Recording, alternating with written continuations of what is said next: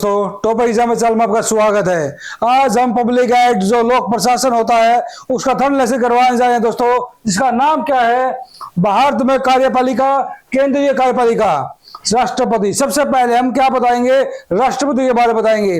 पूरे इंडिया में अगर सबसे बड़ा नागरिक है, ये सबसे पहला नागरिक होता है तो उसको राष्ट्रपति बोलते हैं।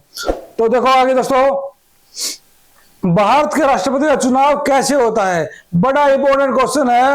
आप देखते जा रहे होंगे या आप देख रहे हो जब इलेक्शंस होते हैं तो राष्ट्रपति बनता कैसे है।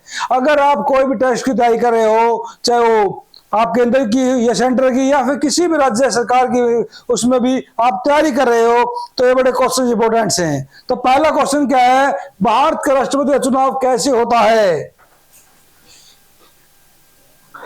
राष्ट्रपति का चुनाव एक चुनाव मंडल द्वारा होता है, जिसमें संसद के दोनों सदन होते हैं। संसद के दोनों सदन कौन से होते हैं, लोकसभा और राज्यसभा। तो लोकसभा का कार्यकाल होता है 5 साल का और राज्यसभा का कार्यकाल कितना होता है, 6 साल का। बच्चों बड़े इंपॉर्टेंट क्वेश्चन है ये, आपके एमसीक्यू क्वेश्चन में भी आ सकते हैं कि राज्यसभा का कार्यकाल कितना होता है, तो 6 साल होता है दोस्तों। तो आगे क्या है, देखो यहाँ चुनाव मंडल द्वारा होता है, जिसमें संसद के दोनों सदन, लोकसभा और राज्यसभा, और राज्यों की विधानसभा और केंद्र शासित प्रदेशों की विधानसभा के चुने हुए प्रतिनिधि इस वोट में शामिल होते हैं। किसके, राष्ट्रपति के चुनाव में दोस्तों। उसका चुनाव एकल संक्रमित मत प्रणाली द्वारा अनुपातिक होता है, एकल प्रणाली के द्वारा दोस्तों। ठीक है, राष्ट्रपति के चुनाव में एक सदस्य एक मत वाली विधि नहीं होती।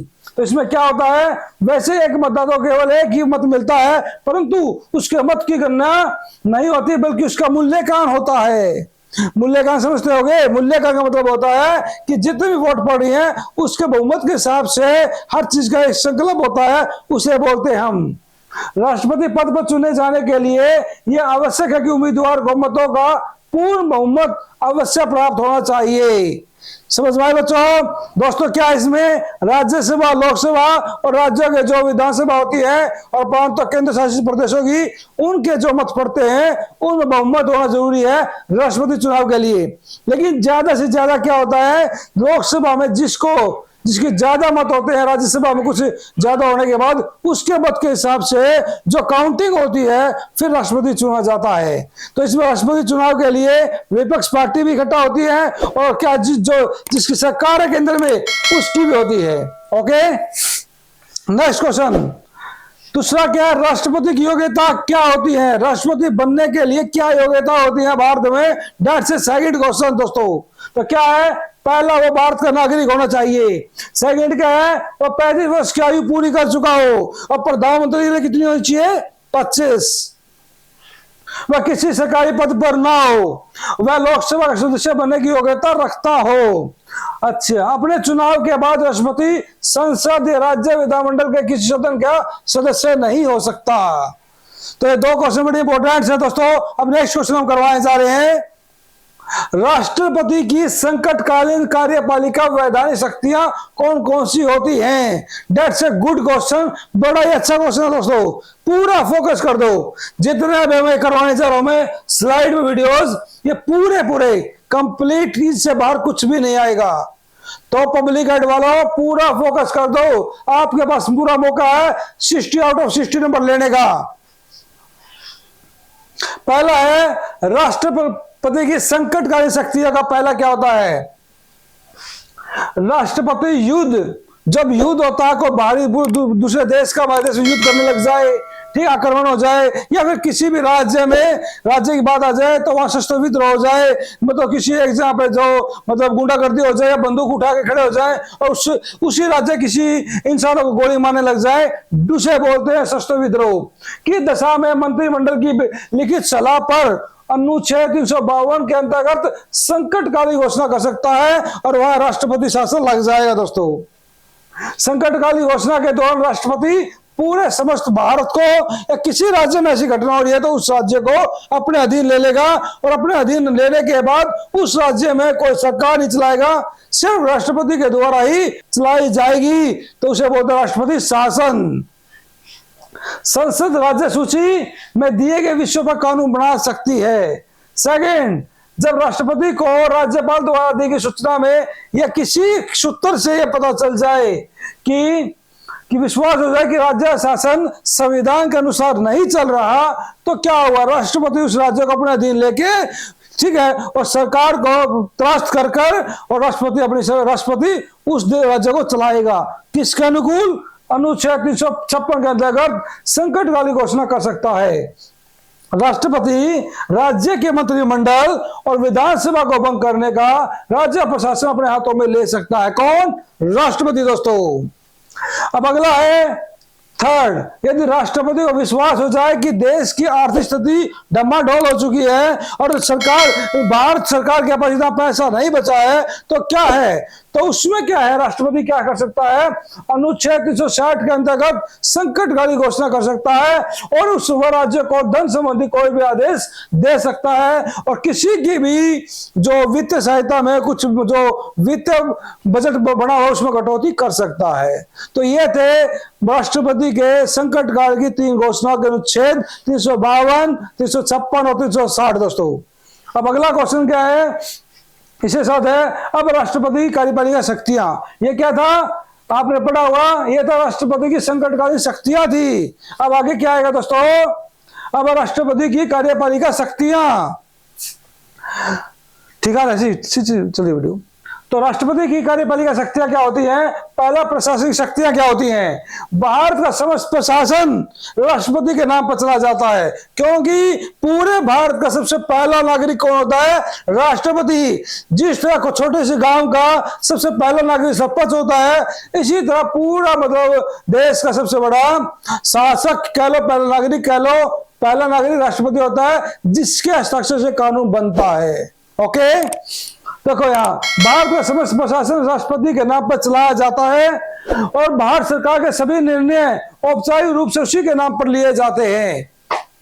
देश का सर्वोच्च शासक होने के नाते वह नियम और अधिनियम भी बनाता है। कौन? राष्ट्रपति।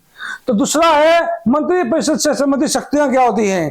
राष्ट्रपति प्रधानमंत्री की नियुक्ति करता है और प्रधानमंत्री की सलाह से मंत्रिमंडल बनाया जाता है और उन्हें क्या अलग अलग विभाग बांटे जाते हैं और विभाग बांटने के बाद उनको शपथ दिलाता कौन? राष्ट्रपति। तो वह प्रधानमंत्री सलाह पर मंत्रियों को अदपस्त कर सकता है। अदपस्त का मतलब होता है दोस्तों अपने पद से हटा सकता है। अगर प्रधानमंत्री चाहे तो जिसको मंत्रिमंडल दे रखा है उसको हटाकर दूसरे को मंत्रिमंडल बनाया जा सकता है। यह लोकसभा का इतिहास है। जिसके मतलब सबसे ज्यादा सीट वोटिंग होती है वही उसी पार्टी का प्रधानमंत्री बनता है। दोस्तों आज समझ लो, अभी क्या है, अप्रैल में इलेक्शन आने वाले हैं प्रधानमंत्री के, तो बीजेपी है, कांग्रेस है, सभी हैं। जिसके पूरे मतलब इंडिया में सबसे ज्यादा वोटिंग होगी वो क्या होगा? लोकसभा में कितनी सीटें होती हैं? सबसे पहले तो ये होना चाहिए 452 सीटें हैं। 452 सीटों में से कौन ज्यादा सीट जीतता है वो डिपेंड करता है दोस्तों। अगला है सैनिक शक्तियां। सैनिक शक्तियां क्या? जितनी भी सेना है, हमारी थल सेना, ठीक है, नौसेना, ठीक है, और ठीक है नेवी सेना, जो भी है ये सभी सेना, तीनों सेनाओं का जो मतलब अध्यक्ष होता है, सेनापति होता है, सभापति होता है, जो भी सेनापति होता है राष्ट्रपति। दोस्तों राष्ट्रपति राष्ट्र की सशस्त्र सेनाओं का सर्वोच्च सेनापति होता है। वह स्थल, जल और वायु सेनाध्यक्ष नियुक्ति भी करता है। वह फील्ड मार्शल की उपाधि प्रदान करता कौन? राष्ट्रपति। और राष्ट्रपति रक्षा समिति का अध्यक्ष होता है। दोस्तों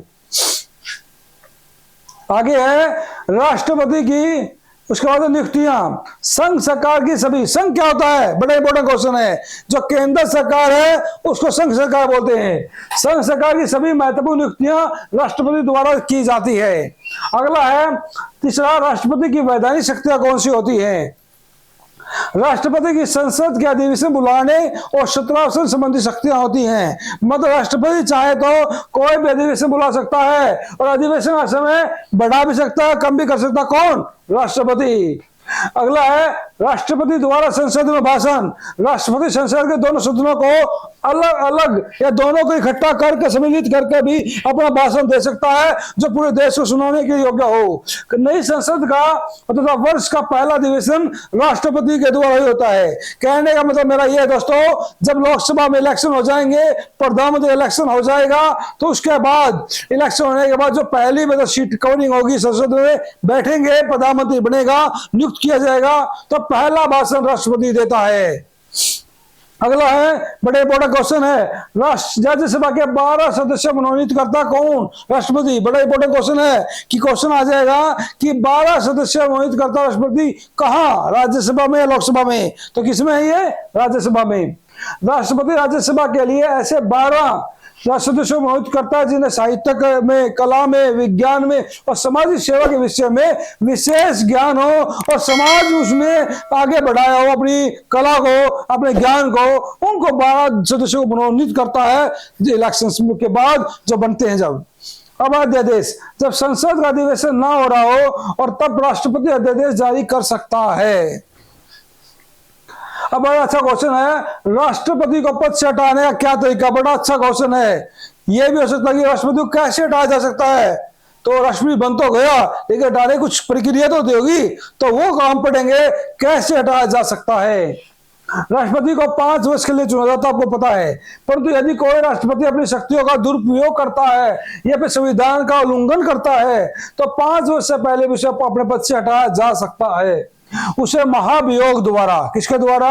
महाभियोग द्वारा अपदस्थ का मतलब होता है अपने पद से हटाया जा सकता है। एक सदन राष्ट्रपति के विरुद्ध आरोप लगाता है, आरोप के प्रस्ताव पर उसी समय विचार किया जा सकता है जब सदन के प्रस्ताव 1/4 सदस्यों के हस्ताक्षर द्वारा यह आशय को नोटिस भेजा जाएगा राज्यसभा को 14 दिन के लिए।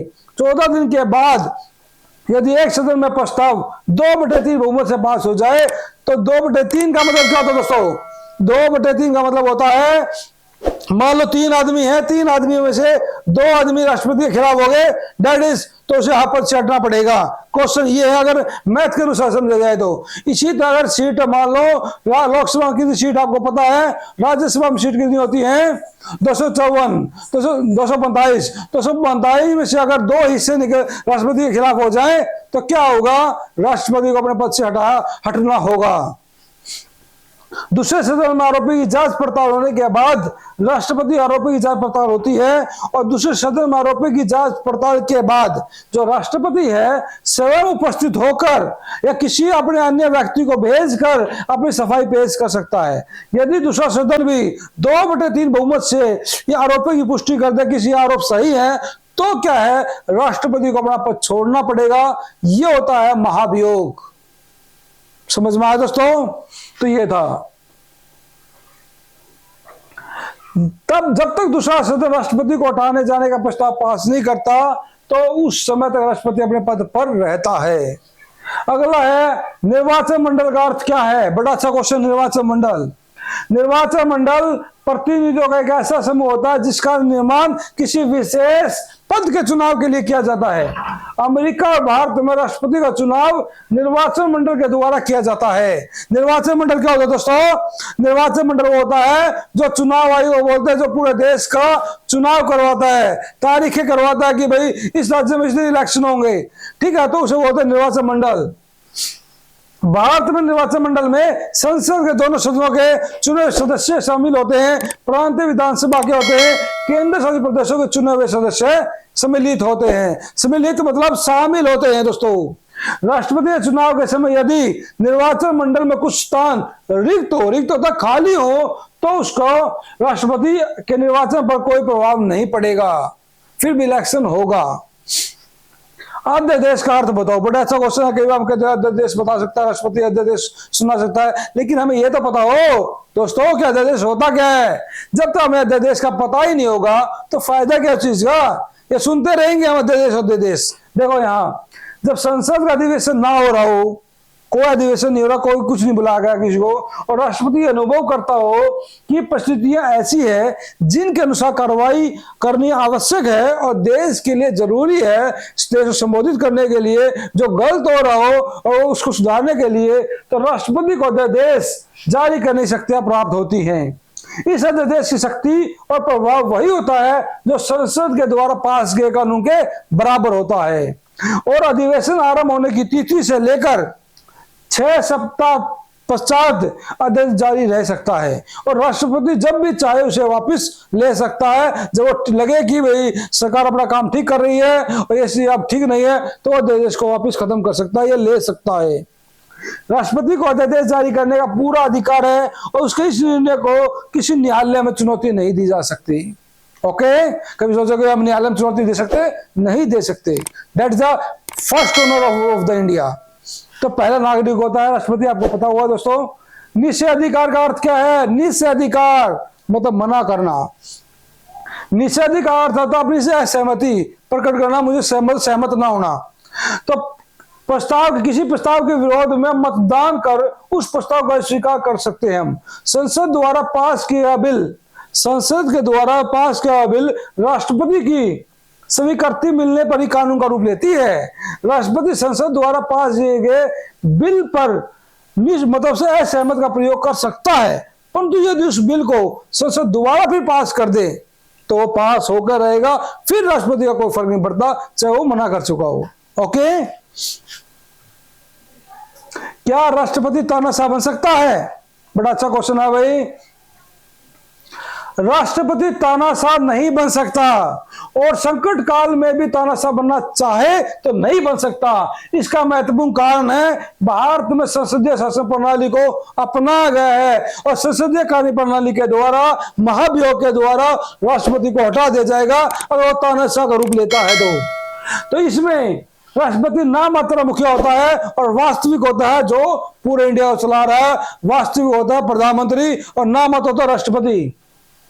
राष्ट्रपति की शक्तियों का वास्तव में प्रयोग प्रधानमंत्री द्वारा किया जाता है, जिसकी सरकार होती है। ठीक है, राष्ट्रपति यदि मनमानी करने की कोशिश करता है तो संसद द्वारा हटाया जा सकता है। राष्ट्रपति संकटकाली घोषणा मंत्रिपरिषद की लिखित सलाह से ही कर सकता है, और संसद साधारण बहुमत से प्रस्ताव पास करके राष्ट्रपति को संकट काल समाप्त करने को कह सकता है। तो आज की वीडियो काफी दोस्तों, कल हम करवाएंगे उपराष्ट्रपति के बारे में। मुझे पूरी उम्मीद है वीडियो आपको अच्छी लगेगी। हरियाणा वाला छा जाओ, ये आपके लिए बहुत अच्छा ऑफर है। पब्लिक आईडी में जितने भी बच्चे हमारे हरियाणा के बोर्ड एग्जाम्स के, इन क्वेश्चन से एक भी क्वेश्चन बाहर से नहीं आएगा। एक भी क्वेश्चन बाहर से आ जाए तो मैं लिख के देता हूं आपको।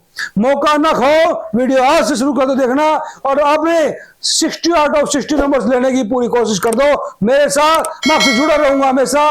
वीडियो को अच्छी लगती है तो कमेंट करो, और कमेंट में लिखो जो आपको अच्छा लगे। ओके, थैंक्स दोस्तों।